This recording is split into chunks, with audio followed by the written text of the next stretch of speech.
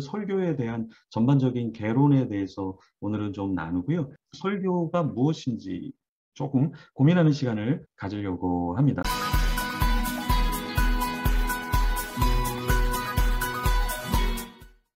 설교를 말하다라는 책이 있는데 제가 설교에 관한 책을 거의 국내에 있는 책들은 거의 다 구입을 했고요. 그리고 해외 저자들 책도 구매를 거의 다 했는데 많은 책들 중에서 한 권을 좀 추천한다 하면 저는 이규현 목사님의 이 책을 빠뜨리지 않고 추천하고 싶어요. 설교를 말하다라는 내용인데 학문적인 내용은 아니지만 설교자가 가장 기본적으로 가져야 될 내용들을 풍성하게 담고 있다.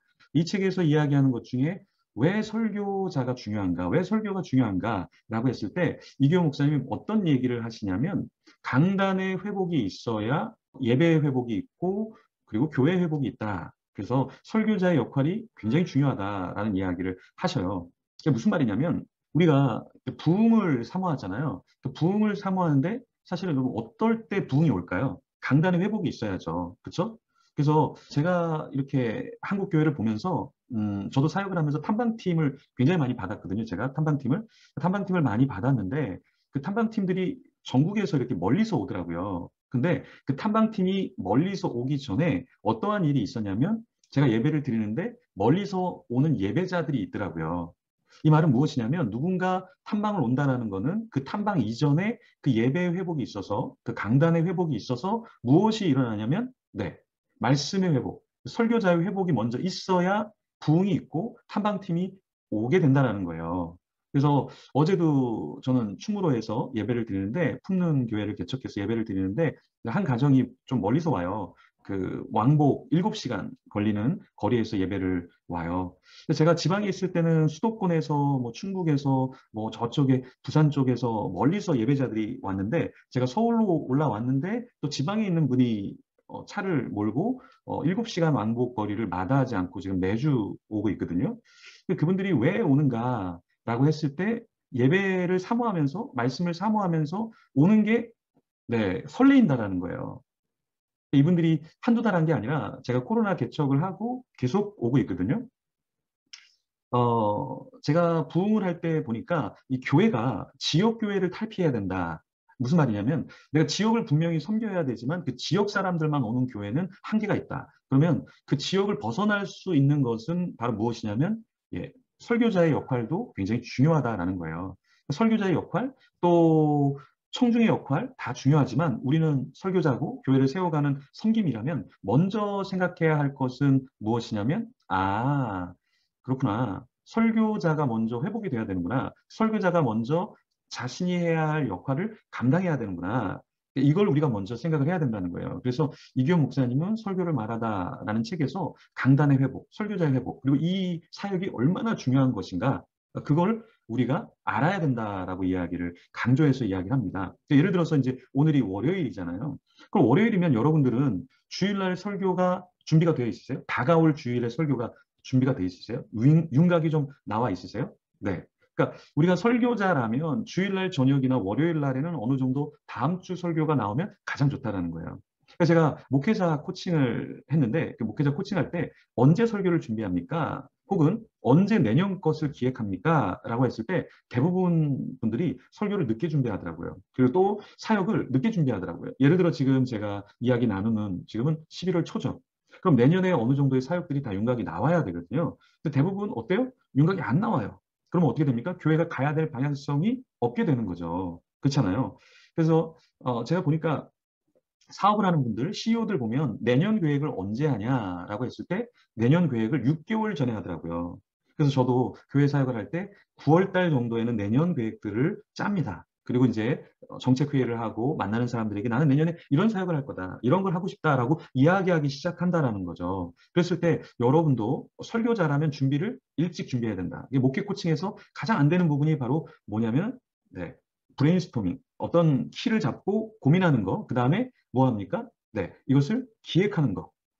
준비하는 거죠. 기획하는 거. 그다음에 기획 다음에 무엇이냐? 바로 세부적인 계획을 짜는 거. 그러니까 이런 것들을 우리가 설교자지만 내년에는 어떤 설교를 할 것인가? 내년에 어떤 방향으로 갈 것인가? 그러니까 이런 것을 우리가 먼저 준비하고 나가야 가능하다. 교회에 어떤 명확한 철학과 설교와 이런 운영들이 명확하게 된다는 거죠. 이것을 설교자가 해야 된다. 왜냐하면 어떤 분의 설교는 방향성이 없더라고요.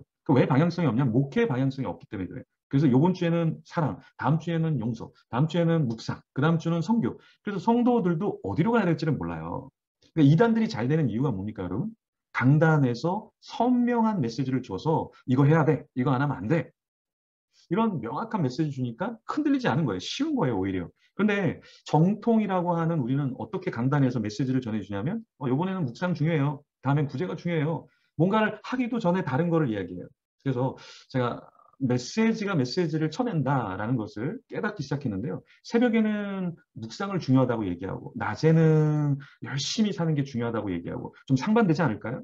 네. 그리고 또 저녁 예배 때는 여러분 그냥 천국만 바라보십시오. 천국에 대한 소망. 그러면 이 메시지가 다 달라요. 그러면 성도들은 어떻게 해야 될까요? 묵상을 하자고 하니, 삶에서 치열하게 살아야 되고, 삶에서 치열하게 살자고 하니, 저녁의 말씀은 천국을 바라보면서 이 땅의 것을 내려놓으라고 이야기하고, 어떨까요? 이 강단에서의 명확한 철학이 없고, 메시지의 방향성이 없고, 목회의 방향성이 없으니까, 결국에 설교자의 역할도 대부분 방향성이 없는, 힘이 없는 설교를 하게 된다는 거죠. 그 설교를 했을 때 구체적으로 뭘 어떻게 해야 되는가? 이걸 우리가 던져줘야 되는데 그 설교자의 역할을 우리가 못하는 이유는 무엇이냐? 우리 설교자가 그만큼 고민하지 않기 때문에. 뭘 고민하지 않습니까? 나 자신이 어떤 역할을 해야 되는지에 대한 그것을 잘 명확하게 모르기 때문에 그래요. 그래서 설교자의 역할이 무엇인가? 설교자는 강단에서 강단 아래의 청중이 강단 밖에 이 교회 문 밖으로 나가서 어떠한 삶을 살 것인가 그리고 교회가 어떤 방향으로 가는데 어떻게 같이 모아져서 가야 될지를 고민하고 같이 가는 거죠. 그래서 저희 풍능교회에서는 예배를 드리기 전에 10분 정도 합심해서 기도하는 시간이 있어요. 그리고 찬양하면서도 기도하는 시간이 있어요. 그래서 저는 찬양만 하는 걸 별로 그렇게 권장하지 않는데요. 찬양하면서 또 목회적인 내용, 또 가야 될 방향, 또 우리가 회개할 것들을 계속 기도하게 하는 거죠. 근데 10분 정도 이제 공동체적으로 같이 기도를 하는데 그때 같이 섬기는 분들이 기도 인도를 할 때 목회적인 내용, 또 가야 할 방향성에 대한 내용, 또 공동체를 위한 기도, 개인을 위한 기도, 예배를 위한 기도를 같이 하거든요. 그래서 이러한 것도 같이 가야 한다. 그래서 진정성 있는 설교자가 되어야 한다. 제가 강조하는 내용인데요. 진정성 있는 설교자는 무엇이냐면 진실한 사람, 정직한 사람, 성실한 사람. 근데 어떤 분은 되게 진실해요. 정직해요. 근데 성실성이 없어요. 그럼 어떨 것 같아요, 여러분? 괜찮은 설교자일까요? 준비를 안 해요. 설교 준비를 안 해요. 성실함이 없다. 그러면 설교자로서는 많이 부족한 거예요. 설교자가 진실한데 정직한데 성도들이 설교 때마다 야 목사님 설교를 준비하셨을까? 이런 의문이 든다면 설교자로서 역할을 잘 감당하지 못하는 거다. 그래서 우리가 중요한 건 뭐냐면 설교자는 성실성이 있어야 된다. 그래서 저는 이제 어렸을 때부터 저는 설교자가 되면 좋겠다라는 사실은 이제 신학교 때부터 제가 그런 꿈을 꾸면서 저는 그 당시에 그 스크랩 어떤 신문에 있는 내용들을 이렇게 스크랩하면서 이렇게 막 모으고 그랬어요. 그래서 좀 누가 뭐 좋은 말을 하면 정말 좋은 설교에 쓸 수 있는 내용이다. 그리고 스크랩하고 이렇게 적고 막 그랬거든요. 그러니까 신학교 형이 야, 넌 뭘 그렇게 복잡하게 어렵게 인생을 사냐? 막 그렇게 얘기를 했는데 신학교 다닐 때 설교자가 된다라는 것, 준비를 해야 된다라는 생각을 되게 많이 했어요. 그래서 신학교 다닐 때는 새벽 에 4시에 저희는 신학교 때 일어났거든요. 그때 좀 사감님이 아주 독특하셔서 4시 반에 모여서 한 바퀴 돌고 5시쯤에 예배를 드렸어요. 네. 4시 반에 다 모여서 5시까지 한 바퀴 돌고 뭐 5시에 새벽 예배를 하고 뭐 그리고 끝나면은 이제 6시부터 도서관이 열리기 시작하면 이제 6시에 제가 가서 밤 11시까지 이제 학교 수업하고 11시까지 도서관에서 책을 보고 막 그랬거든요. 설교자로 준비를 한다라는 거는 일단 성실하게 책을 봐야 된다라는 거예요. 그래서 제가 토요일마다 이제 젊은 목회자들 설교 코칭을 하거든요. 설교 코칭을 하는데 제가 가장 이제 부탁을 계속 하는 게 뭐냐면 주석을 봐라.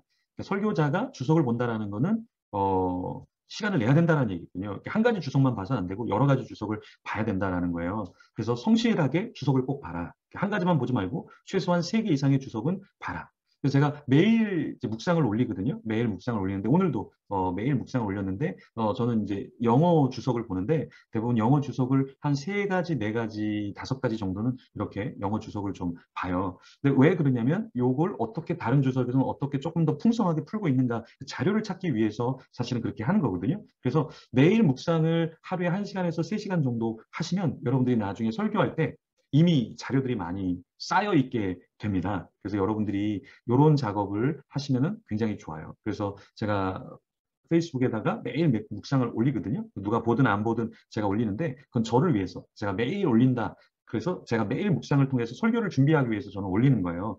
그래서 올해도 한 번도 제가 빠진 적이 없고요. 작년도 한 번도 제가 묵상을 빠진 적이 없어요. 그 재작년도 한 번도 제가 묵상을 올리는데 한 번도 빠진 적이 없어요. 휴가를 가서도 이게 일이 아니라 설교자도 말씀을 묵상해야 될 거 아니에요. 설교자도 말씀을 대해야 될 거 아니에요. 설교할 때만 본문을 꺼내는 거는 게으른 거예요. 그리고 쥐어짜는 거예요. 설교를 쥐어짜는 거예요. 그렇죠? 근데 그러지 않고 그냥 성실하게 매일 말씀을 묵상하면 여러분들이 설교자의 역할을 감당하는 것이다. 그리고 강단의 회복이 있는 것이다. 그래서 설교를 위한 설교를 하지 마시고 여러분들이 개인적으로 묵상을 통해서 여러분들을 위해서 먼저 꼴을 먹고 그 꼴을 너무 좋은 꼴을 야 이건 나 혼자 갖고 있긴 좀 그렇다라는 걸 다른 사람에게 나눠준다면 아주 맑은 물을 우리가 길어낼 수 있을 거예요. 그래서 이렇게 진정성 있는 설교자가 돼야 된다. 그게 첫 번째 제가 나누고 싶은 이야기입니다. 설교를 잘해야 되는데 잘 못하는 설교자의 특징이 있는데요. 첫 번째는 이제 아까 얘기한 것처럼 포인트가 없다. 이게 문제인데 또 하나의 문제는 뭐냐면 포인트가 너무 많아요. 근데 대부분 목사님들이 1번보다는 2번의 경우가 많다. 이 말은 무엇이냐면 포인트가 없는 분들은 네, 사모님한테 많이 혼나죠. 그죠? 예, 성도님들이 설교 은혜 못 받는다고 얘기하니까 포인트를 많이 잡아요, 이제. 그런데 포인트를 너무 많이 잡으니까 이게 문제가 된다는 거예요. 마틴 로이드 존스 목사님, 네, 설교의 약점이 뭡니까? 여러분은 마틴 로이드 존스 목사님 설교를 좋아하세요? 저는 별로 안 좋아해요. 저는 별로 좋아하지 않는데요. 제가 마틴 로이드 존스 목사님 설교 책도 읽고, 뭐, 그분이 저술한 책들은 거의 다 구입해서 갖고 있는데, 저는 별로 이 목사님의 설교는 별로 좋아하지 않아요. 한국 정서랑은 맞지 않는다. 네, 무슨 말이냐면 마틴 로이드 존스 목사님이 강단에서 젊을 때 강단에서 설교를 합니다. 설교를 하는데 어떤 노분이 오셔서 설교에 대한 팁을 줘요. 그래서 무슨 팁을 주냐면 젊었을 때 이야기예요. 당신의 설교는 너무나 좋다. 그런데 너무나 많은 포인트가 너무 많아서 성도들이 당신의 설교를 따라갈 수 없을 것이다. 라는 팁을 줘요. 근데 마틴 로이드 존스 목사님은 네, 갈수록 연세가 많을수록 포인트가 많았어요. 그래서 이 마틴 로이 존스 목사님의 책을 읽으면 한 구절을 가지고서 굉장히 길게 풀어냅니다. 그리고 풀다가 또 관련된 내용이 있으면 또 풉니다. 풉니다. 이건 신학을 공부하는 신학생들이나 신학자에게는 상당히 좋은 주석서 같은 설교집, 좋은 가이드, 해석 이런 내용, 주의 내용이 될 거예요. 하지만 성도들이 듣고 읽기에는 굉장히 따분한 책이다. 딱 졸기 좋은 책이다라는 거예요. 그래서 마틴 로이드 존스 목사님의 설교의 약점은 무엇인가? 너무나 많은 포인트, 너무나 많은 말을 하려고 한다라는 거예요. 그리고 이 마틴 로이드 존스 목사님이 그 당시 설교를 했을 때 들었던 층이 어딜까요? 지식층이 어딜까요? 네. 굉장히 인텔리한 그 당시 사회의 똑똑한 사람들이었다는 거죠. 설교를 들었던 그 지식층이 그냥 어느 정도의 설교를 들을 수 있는 정도가 아니라 굉장히 높은 사고를 하고 있는 그런 사람들이었다라는 거예요. 근데 그런 설교를 우리가 도시 안에서도 그렇게 너무 머리 아프게 하는 설교를 별로 좋아하지 않습니다. 그렇죠? 그래서 설교에 오히려 약점이 될 수 있다. 어떤 설교가 너무 포인트가 많으면, 너무 장황하면. 그래서 설교에는 명확한 포인트가 있어야 되지만 너무 없어도 안 되고 너무 많아도 문제가 될 수 있다. 이것을 우리가 고려해야 됩니다.